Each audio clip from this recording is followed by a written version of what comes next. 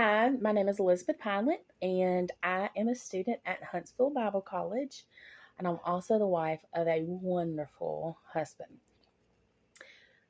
But I'm also a woman who had to go through my fair share of awkward and disastrous dates before meeting my love. Have any of you had disastrous dates that you were desperate for someone to save you from? Hopefully, you're like me and can look back on those dates and laugh today. So, I'm going to share one of my most memorable disastrous dates with you all. You could say this was the date that made me want to stop dating. Let me set the stage. I'm 30 years old, I'm single, and I've never been married. And not only was I losing my patience, but desperation was setting in. I was so ready to find the love of my life that I decided I would help the Lord out just a little bit. So, like any self respecting lady, I turned to online dating. I started with fairly high standards that were reflected in my profile search parameters. And I used the online dating site for a couple of weeks and I didn't really get any decent matches. Well, because of that, I decided that I would relax my standards a little bit. This was a massive mistake. Well, I finally connected with a guy that seemed decent. So we set up a time and place to meet. I remember the date as if it had happened yesterday. I told my brother and his wife where I was going and when I was going to meet this guy. You know, just in case he was a serial killer and someone would need to know where I was. I got to the restaurant and I remember standing at the counter. It was our local Panera Bread, nervously waiting on my date's arrival. This would be our first time meeting in person. When I finally saw him walk through the door of the restaurant, I could tell that maybe something wasn't quite right. He didn't look exactly like his pictures, but I knew it was him. So I waved to him to let him know it was me, and he awkwardly walked over and we said hellos. When it was time for us to order, the lady at the counter asked whether we were going to be paying together or separate. I made sure to let her know that we were paying for it separately because I could tell from our hellos that something wasn't quite right about this guy, and this would probably be our first and only date. Well, we got our meals, we found a table, and we sat down to eat.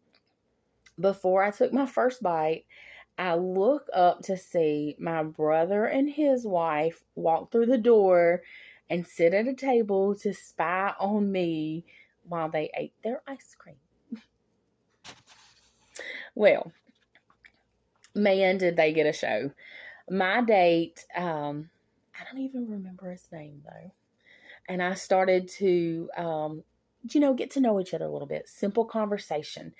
Where we went to church, what kind of work we did, a little bit about our families. And this is when I was certain I made a mistake in saying yes to this date. This guy started by telling me that he was currently unemployed because although it may seem chivalrous, it was not, because he had to quit his job to help his mother move. Now, if his mom were moving across the country or maybe to another state, this would have been understandable. She was not moving across the country, just across town. Oh, that's not the worst of it. He then proceeded to share with me that he lived with his mother and her 18 dogs. No, your ears do not deceive you. You heard me correctly. 18 dogs. I'm sure he saw the shock on my face because he started to explain really quickly that only 15 of the dogs lived inside. As the date went on and on and on about his mother and her health issues and their dogs. I just wanted to bolt out of the door. I was at a loss for words, and I didn't know how I was going to get out of the state, but I didn't want to be rude.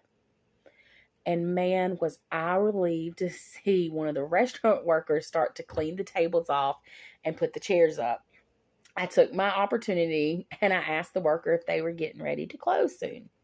And he told me they closed in about 10 minutes. I was saved.